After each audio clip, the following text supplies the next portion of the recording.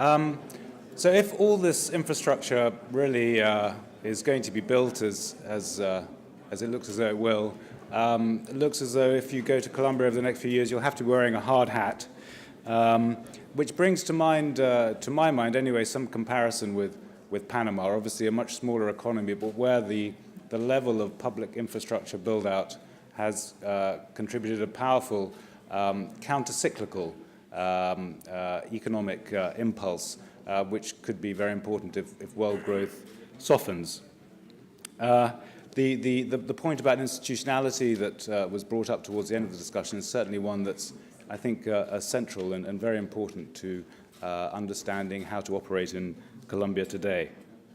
Last sort of thought on this, on the last panel, in terms of job creation that infrastructure can provide, that'll be also very important to absorb labor during the peace process if the government and the FARC reach agreement, and then the peace process will be implemented.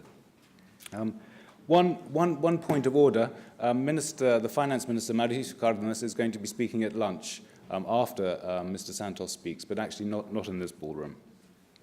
Now we're going to be moving to trade, and this is just a brief chance to talk about Anglo-Colombian relations. Why not?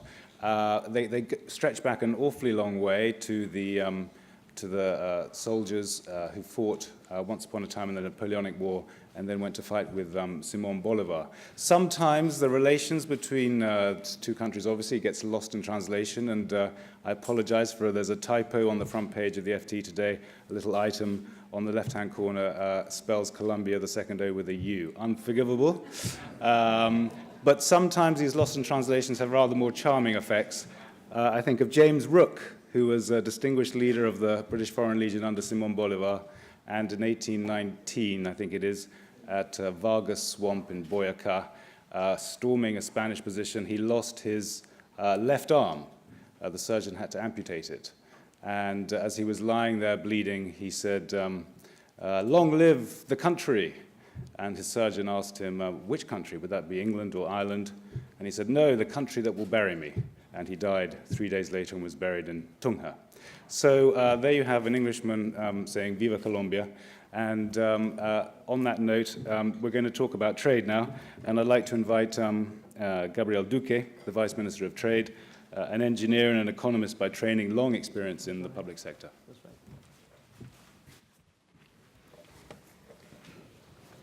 Okay. All right. So thank you. All right. Thank My you. pleasure. Trade and Colombia, it's not actually a subject that one often associates with Colombia, because Colombia has been traditionally a relatively closed economy. A former President Lopez Michelson once described Colombia as the Tibet of South America, That's true.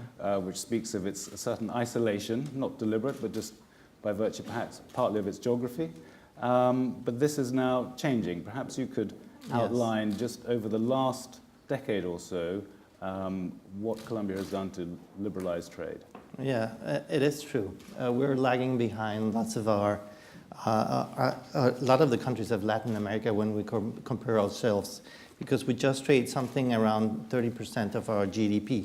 But we are catching up fast, and that's why it's also easy to show tremendous results over there. We've been sort of growing exponentially in our trade, and also on the FDI we are attracting. So we are trying effectively to integrate our economy into the world, which is basically what we're trying to do with our trade policy. The whole idea is like realizing that the world has changed so dramatically and sort of has structured itself as a big production system we need in order to build sustainable growth and effective insertion of our productive capacity into these global value chains. And we're doing that by building infrastructure, legal infrastructure, connecting our economy to other parts of the world. So we started in the 60s with the Andean Pact, and we had some agreements negotiated in the 90s One, a big one, was negotiated by the current President Santos when he was the first Minister of Trade. We negotiated a NAFTA-style agreement with Mexico and Venezuela at the time, the G3.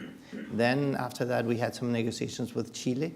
But it was only in the last 10 years that we've been sort of being very proactive in that arena, and we've sort of signed agreements with the Mercosur. It's only a goods-based agreement.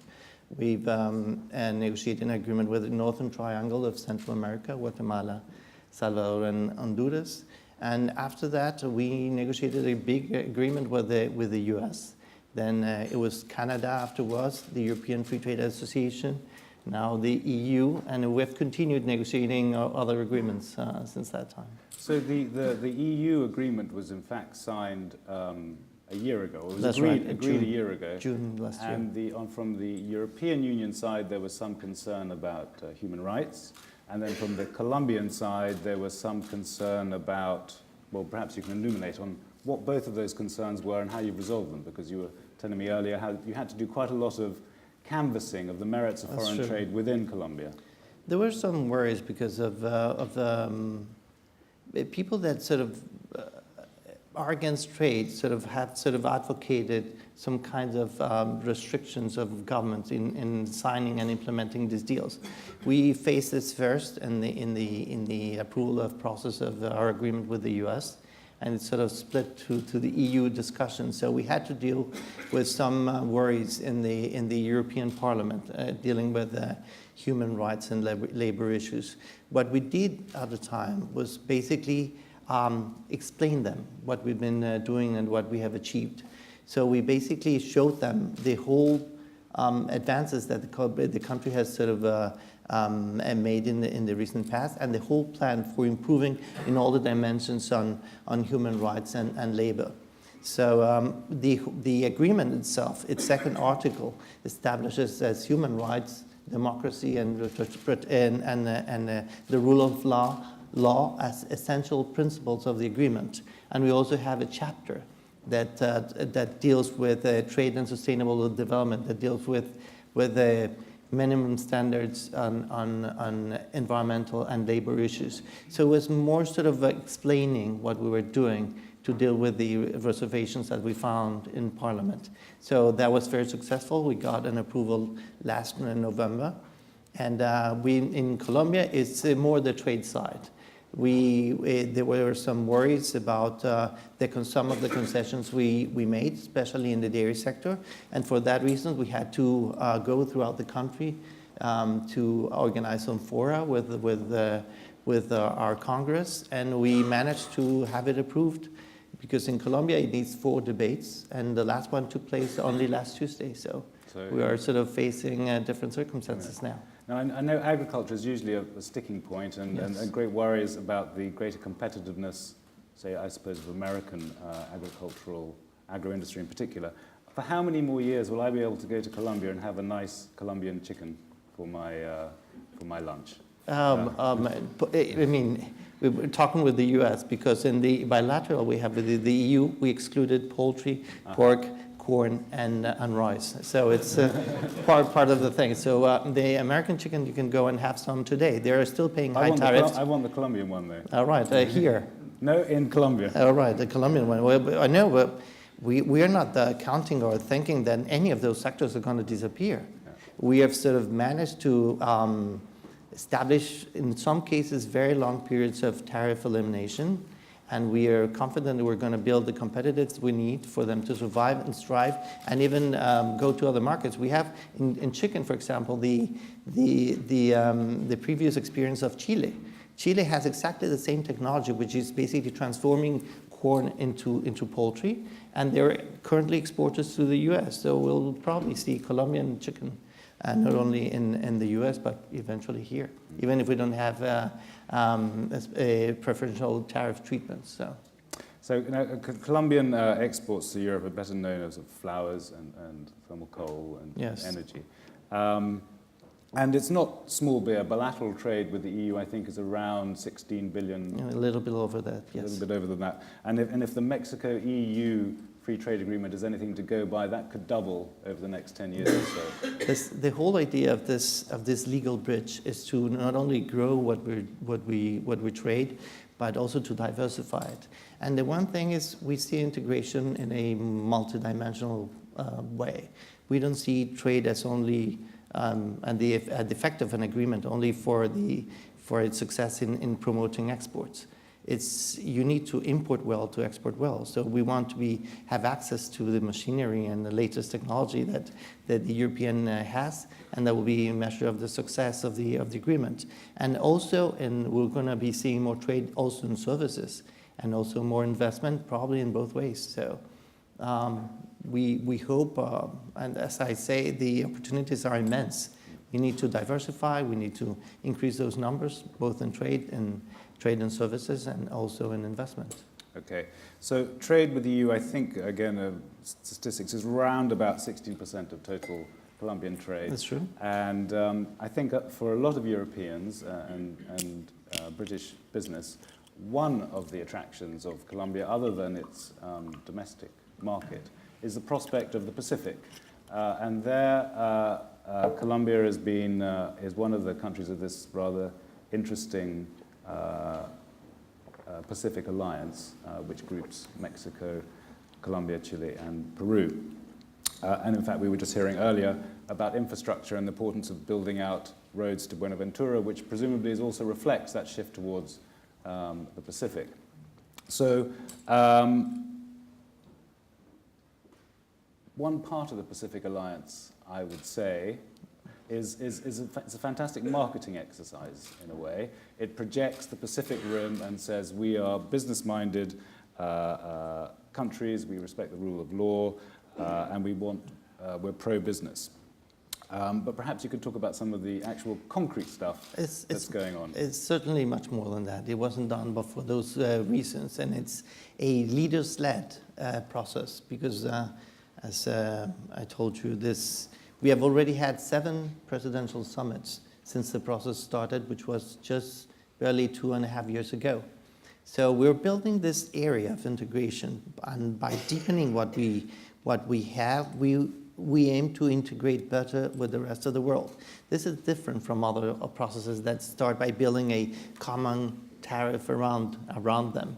It's sort of a process to integrate among ourselves better, to integrate better with the rest of the world. That's the whole idea of the strategy. And you'll have visa-free movement. Yeah, as I said, normally with goods, you see investment and you see services and you see the movement of people. That's why it's the 4 dimensions. We're sort of building gradually the free movement of goods, services, investment, and people among ourselves. And they're practical things.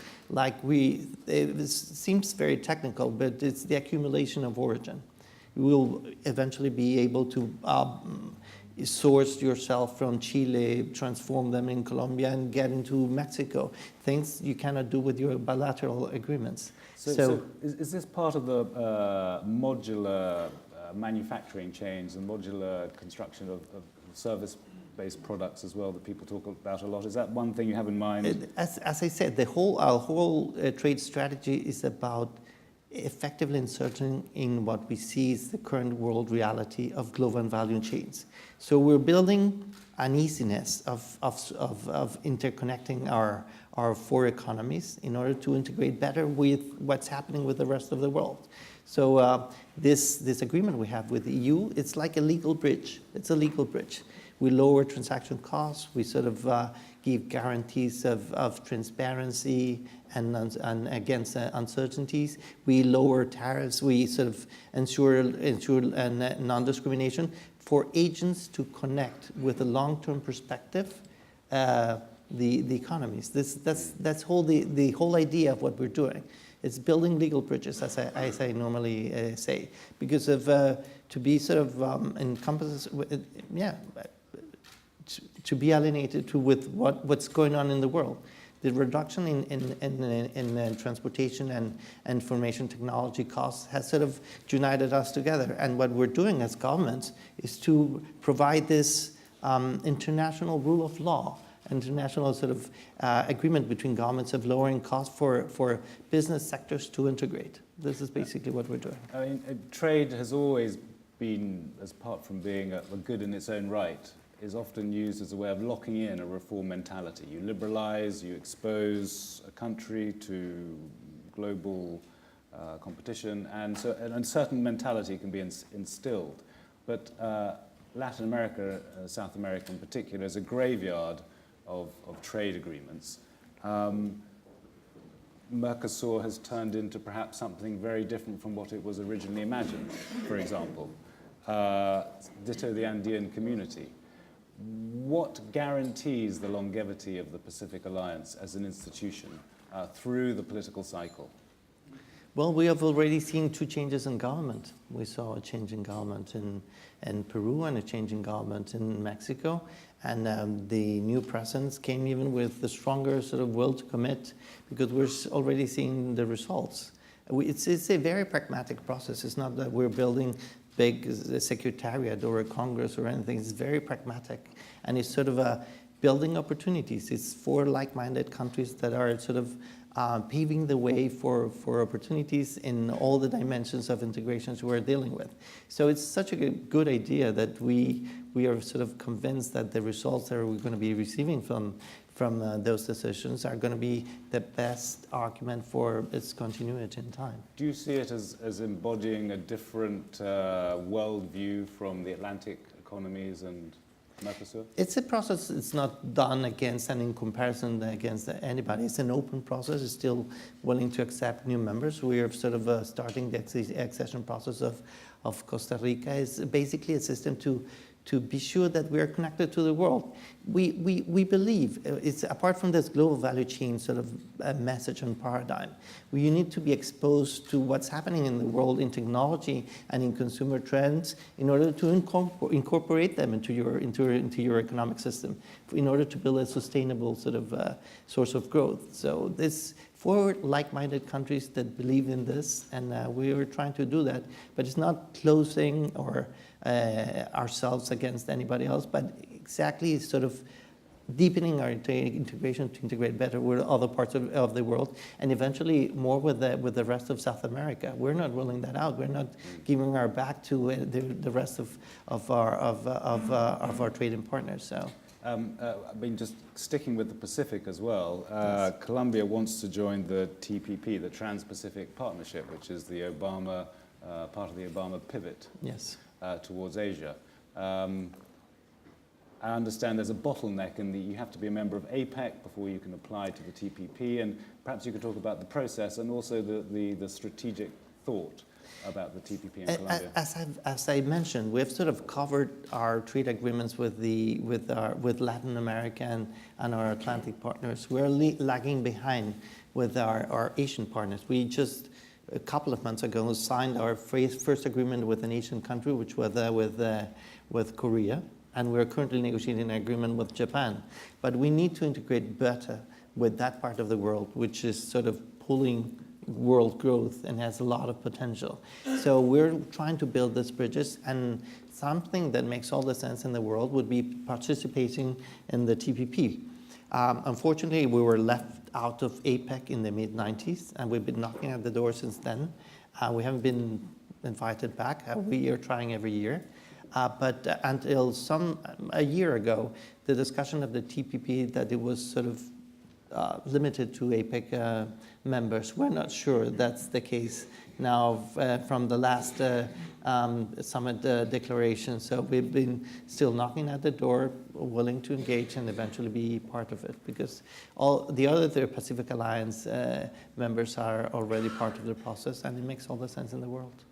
Minister, I've got one more question for you, but before everyone here has a well-deserved cup of coffee and a networking break. But the past 10 years have marked a degree of liberalization that hasn't really existed before in Colombia on the trade side. And at the same time, exactly over this past decade, Colombia has enjoyed a positive terms of trade shock with the rise in commodity prices and talk of Dutch disease and currency appreciation. So you've been liberalizing trade in an unusual environment of an appreciating currency, which of course has not helped your manufacturing sector. How have you I imagine that that has made your job of convincing Colombians of the merits of free trade that much harder.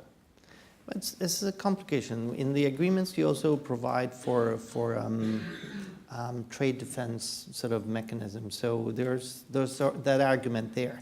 But trade policy is not a short-term policy. It's sort of a structural decision.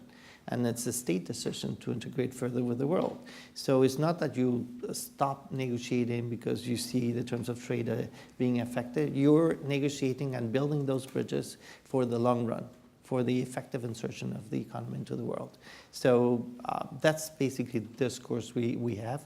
And so far, we've sort of seen and received some criticism, especially from very particular sectors, mostly in agricultural. Well, when we negotiated with the Koreans, of course, it was the automotive sectors. But as an overall strategy, we think we're doing the right thing. So, okay, Vice Minister, it's time for coffee. We perhaps can take just two very quick questions. One there, and another one there, and then coffee break. yes.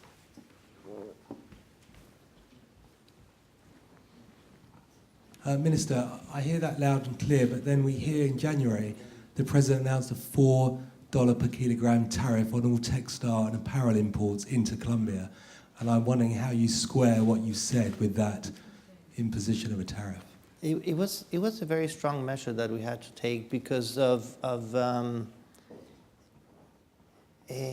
problems we're having with probably money laundering associated trade, because we were receiving mostly apparel and shoes at ridiculous prices. So we had to impose for the first time in our history, a lump sum tariffs. So it was $5 per kilo. And of course it's temporary. It's temporary because we are dealing with other ways to tackle that problem. But of course it's not inconsistent. We had to deal with that specific problem of contraband and money laundering probably affected trade, specifically in those sectors.